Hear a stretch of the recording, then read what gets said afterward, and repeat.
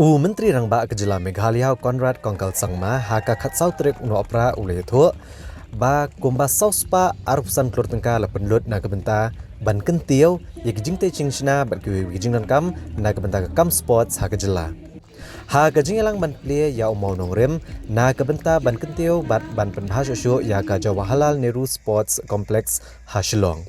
Menteri Rangba ulalong kongsan ha ka ba Menteri Ketenat Sports Kejela ba Bante Dorleng Doapat ulalong sembot kongsan. Ha kejengkran jeng Menteri Rangba ulong ba lapenlut cibuhon kepisa kenang ban kentiu ki kam sports ha Kejela na kemta kebha kamiat jeng ki samla ha Kejela. Conrad Kongkal Sangma uli thuru ba ban penbhai kening stadium. Ya kumba live saw point san klor tengka on penlut. Bat lakmi lenti ban pendap no kat ha unai luar ne ubnai risau kasnam arhazar arpuar. Hadian live snam ka Jawaharlal Nehru Sports Complex kan yo ekejing pendha. Ba ka dik project ke bala slam bha ke bala kmi lenti ban la ban pendap. Ya kan ne on penlut na ka mang tengka jong Kejela. Bat lakmi lenti ru bandan ke Indo Stadium ka bener rengkat bat kibai ki beran hakibai pat ki bentajung ke perthai. Ya ka ban bei tengkaru da ka New Development Bank. Kaban penlut kumasis pak klor tengka.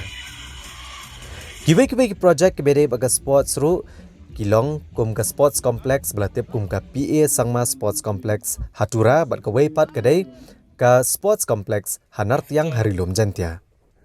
Kini ki kompleks kendon ki babon ki jing mentoy na kebenta ban kentiu ki kam sports kum hak bajingi ki indoor complex bat kiwei ki jat jingil akai bat kumjuk ru ki office na kebenta ki association beper kendon hakini ki sports complex.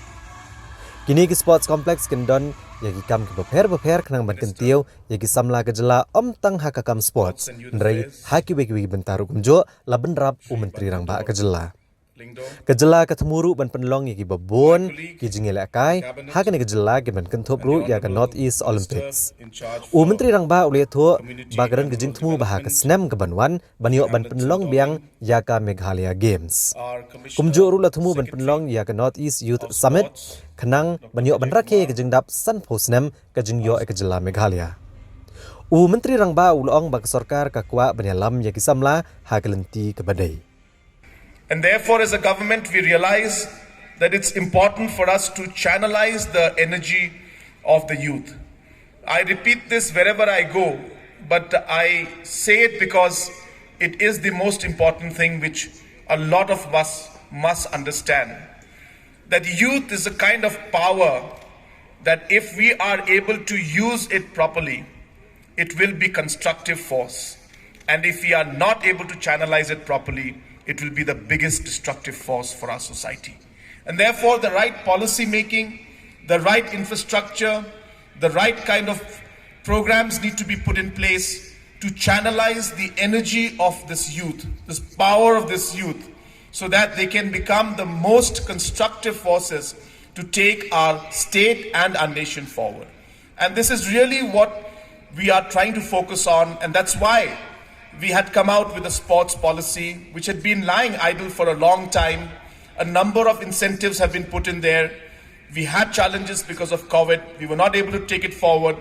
But I hope that with situation improving, and I hope it continues to improve, that we will be able to take all the agendas that we've mentioned in the sports policy, whether it's in terms of the jobs that we have mentioned out there, whether it's in terms of the financial benefit to the sports persons, or whether it's the financial benefit and support to the sports associations, all these factors that we mentioned, whether it's the youth centers, the sports academies that we've mentioned, all these aspects, we hope to implement them in the right spirit in the days to come, once we see that the situation normalizes as we go forward.